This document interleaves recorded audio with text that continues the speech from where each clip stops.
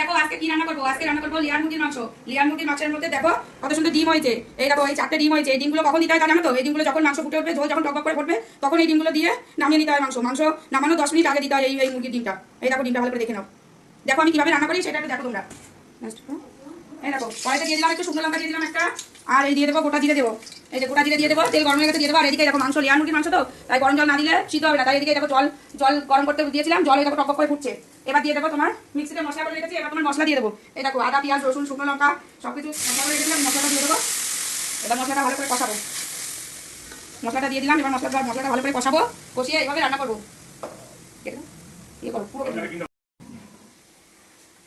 এবার মশলার মধ্যে নুন দিয়ে দেবো আর দিয়ে দেবো হলুদ গুঁড়ো।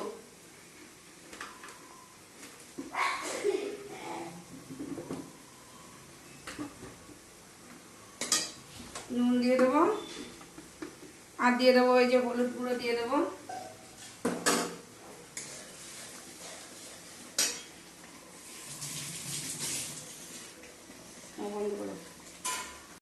বন্ধুরা মশলার থেকে তেল ছেড়ে গেছে। এই দেখো মশলাটা কেমন ভাবে কষিয়ে নিলাম। এই দেখো মশলার থেকে তেল ছেড়ে গেছে। এইবার মাংস দিয়ে দেব।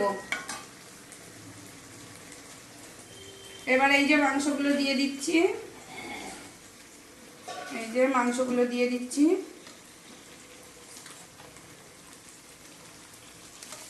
কিন্তু ডিমটা দেব না, ডিমটা রেখে দেব।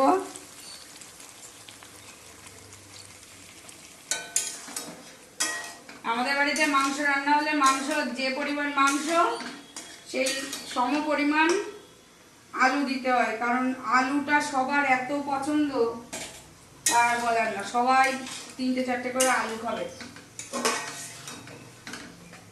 যে কয় পিস মাংস খাবে সেই কয় পিস আলু খাবে, এর জন্য আলুটা বেশি করে দিতে হয়। এবার দিয়ে দেবো মিট মশলা। সানরাইজের মিট মশলা দিয়ে দিলাম।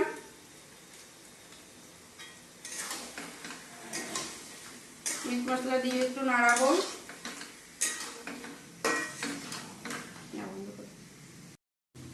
মাংসটা ভালোভাবে কষা হয়ে গেছে। এই দেখো কেমন কষা কেমন হয়েছে দেখো। এই দেখো কষা হয়ে গেছে একদম। এইবার এর মধ্যে এই ফুটন্ত গরম জল ঢেলে দেবো। এই যে ফুটন্ত গরম জল ফুটছে, এই জলটা ঢেলে দেবো। আলু কিন্তু এখন দেবো না, আলু দেওয়ার দেরি আছে। জলটা দেবো, দিয়ে একটু জাল হবে তারপর। এই দেখো জল ঢেলে দিলাম, ফুটন্ত গরম জল ঢেলে দিলাম।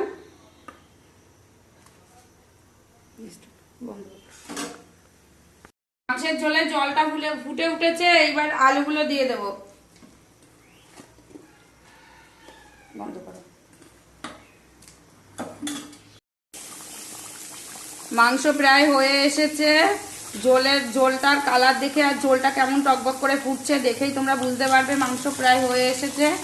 এবার এই ডিমটা দিয়ে দেব। এবার এই ডিমটা, এই দেখো এই যে ডিমটা, এই ডিমটা এই দিয়ে দিলাম। এই ডিমটাও দিয়ে দেব। এই ডিমটা এইটাও দিয়ে দেবো। এই যে এইটাও দিয়ে দিলাম। নাড়াবো না, ওরকমই থাকবে।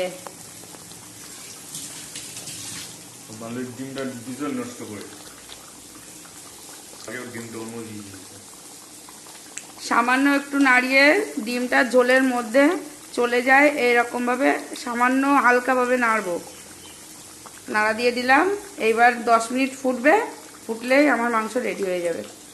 আর এই দেখো একজন মাংস খাবে, 1 পিস মাংস নিয়ে নিচ্ছে।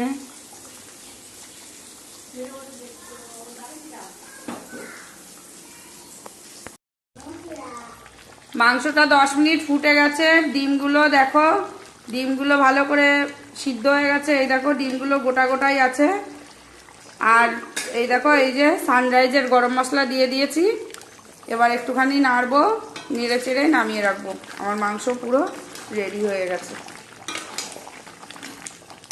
দেখো